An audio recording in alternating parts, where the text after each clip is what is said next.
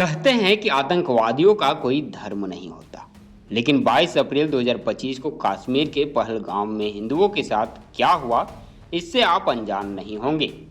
पहलगाम में देश विदेश के अलग अलग राज्यों से घूमने आए टूरिस्टों से सबसे पहले आतंकवादियों ने उनका धर्म पूछा, और जिस भी टूरिस्ट ने खुद को हिंदू बताया, आतंकवादियों ने उन्हें गोली मार दिया। आतंकियों द्वारा मारे गए लोग किस जाति के थे, किस राज्य से थे, किस देश से थे, आतंकवादियों को इससे कोई परवाह नहीं थी। वे केवल और केवल हिंदुओं को अपना टारगेट बना रहे थे। इस हमले में आतंकवादियों ने कुल 26 हिंदू भाइयों को गोली मार दिया। इस हमले ने पूरे देश के हिंदुओं को झकझोर कर रख दिया, उनकी आंखों को नम कर दिया। अब सवाल यह उठ रहा है कि हिंदू बहुलक राष्ट्र में हिंदुओं के साथ ऐसा खूनी खेल कौन खेल रहा है। जो लोग पहलगाम घूमने गए थे ताकि वह अपने जीवन के खूबसूरत लम्हों को कश्मीर की वादियों में जरा देर गुजार सके, लेकिन उनको क्या पता था कि उनका हिंदू होना ही उनकी मृत्यु का कारण बनेगा, वह भी उनके अपने देश हिंदुस्तान में, जहां लोगों से उनका धर्म पूछकर उन पर गोलियां चलाई गई। इस हमले के बाद मृतक के परिवार वाले इतने डर गए थे कि वह उनके बचाव में आए इंडियन आर्मी सेना को भी देखकर डर रहे थे। आतंकवादियों ने हिंदुओं पर इतनी बेरहमी से गोलियां बरसाई है जिसकी जितनी भी निंदा की जाए वह कम पड़ेगी। लेकिन सवाल यह उठता है, क्या हिंदुओं पर यह हमला अचानक हुआ या यह सब कुछ पहले से प्लान किया गया था? क्या इस हमले के पीछे कश्मीर का मुद्दा हो सकता है, या फिर इस हमले के बाद भी हिंदुओं पर हमला करने का प्लान इन आतंकवादी संगठनों के पास तैयार है जो हिंदुओं को अपना टारगेट बना रहे हैं? ऐसे 4 कारण जिससे यह तो साबित हो रहा है कि आतंकवादियों ने इस दिन को पहले से ही टारगेट करके रखा था। आइए थोड़ा विस्तार से समझते हैं। पहला कारण, इन दिनों अमेरिका के उपराष्ट्रपति भारत के दौरे पर थे। अमेरिका के उपराष्ट्रपति जेडी वेंस 21 अप्रैल 2025 को अपने 4 दिवसीय यात्रा के लिए भारत पहुंचे थे। वह इस दौरे पर अपने पूरे परिवार के साथ आए थे, जिसका स्वागत केंद्रीय मंत्री अश्विनी वैष्णव ने किया था। अमेरिका के उपराष्ट्रपति बनने के बाद यह जेडी वेंस की पहली आधिकारिक भारत यात्रा थी। आतंकवादियों ने यही दिन क्यों चुना? क्योंकि अमेरिकी उपराष्ट्रपति की यात्रा का एक सिक्योरिटी प्रोटोकॉल होता है।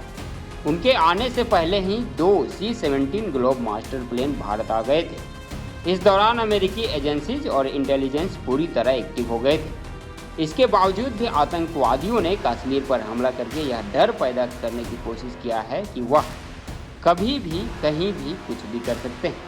उनके भारत यात्रा के दौरान कश्मीर में हुए हमले से यह खबर पूरे विश्व भर में फैल जाएगी, जिससे भारत की सुरक्षा व्यवस्था पर सवाल उठाया जा सकता है। दूसरा कारण, इसी दौरान प्रधानमंत्री नरेंद्र मोदी सऊदी अरब के 2 दिवसीय दौरे पर थे। 22 अप्रैल को पीएम नरेंद्र मोदी सऊदी अरब के जेदाह पहुंचे।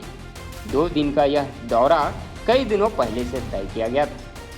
पीएम मोदी वहां के क्राउन प्रिंस से मुलाकात कर योग, मीडिया, मनोरंजन, स्पोर्ट्स, साथ ही दोनों देशों के बीच इकोनॉमिक कॉरिडोर और फ्री ट्रेड एग्रीमेंट पर MOU और इन्वेस्टमेंट पर चर्चा करने वाले थे। आतंकवादियों ने यही दिन क्यों चुना? आतंकियों ने सऊदी अरब समेत मिडिल ईस्ट के मुस्लिम देशों और भारत सरकार को एक मैसेज देने की कोशिश किया है कि कश्मीर का मुद्दा अभी खत्म नहीं हुआ है। यह आतंकी हमला बिल्कुल ही टाइम देखकर और सुनियोजित तरीके से किया गया था, क्योंकि भारत के प्रधानमंत्री इसी दौरान मिडिल ईस्ट पहुंचे थे। ऐसे समय में यह वारदात भारत को नीचा दिखाने के लिए हुई है। तीसरा कारण, आतंकवादी कश्मीर का टूरिज्म प्लान फेल करना चाहते हैं। भारत ने चिनाब नदी पर दुनिया का सबसे ऊंचा रेलवे ब्रिज तैयार कर लिया है। इससे अब श्रीनगर के लिए सीधी रेल कनेक्टिविटी संभव हो पाई है।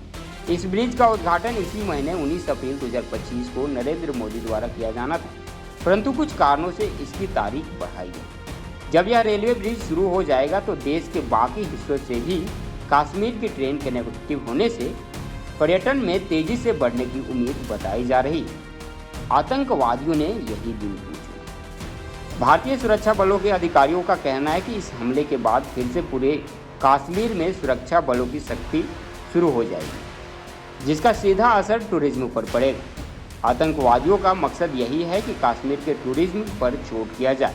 इस हमले के बाद से टूरिस्ट के मन में डर बैठ जाएगा और वह इन इलाकों में नहीं आना चाहेंगे। चौथा कारण, अमरनाथ यात्रियों के लिए हो सकती है चेतावनी। 3 जुलाई 2025 से अमरनाथ यात्रा शुरू होने जा रही है। इसके लिए बॉर्डर रोड ऑर्गेनाइजेशन BRO ने यात्रा मार्ग से बर्फ हटाने के लिए काम भी शुरू कर दिया है। इसके साथ ही जम्मू कश्मीर प्रशासन की ओर से इसकी सुरक्षा और व्यवस्थाओं को लेकर तैयारी की जा रही है। इस बार अमरनाथ यात्रा 38 दिनों की होने वाली है, जो 3 जुलाई से शुरू होकर 9 अगस्त 2025 को समाप्त होगी। इस यात्रा को लेकर जम्मू कश्मीर सिक्योरिटी और इंटेलिजेंस एजेंसी पूरी तरह चौकन्नी रहती है। आतंकवादियों ने यही दिन क्यों चुना? जिस जगह हिंदुओं पर यह हमला हुआ है उसी जगह से अमरनाथ यात्रा शुरू होती है। पहलगाम के बेस कैंप से यात्रा शुरू होती है। करीब 36 किलोमीटर का सफर तय करने के बाद श्रद्धालु अमरनाथ पहुंचते हैं।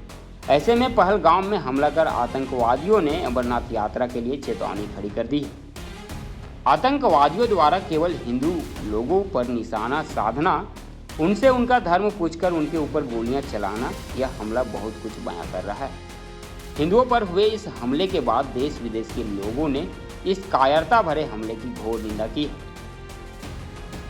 अब देखना यह होगा कि भारत सरकार इस दर्दनाक हमले के बाद आतंकवादी संगठनों पर क्या एक्शन करती है। क्या कुछ ऐसा देखने की आशंका देखी जा रही है जैसा पुलवामा हमले के बाद देखा गया था?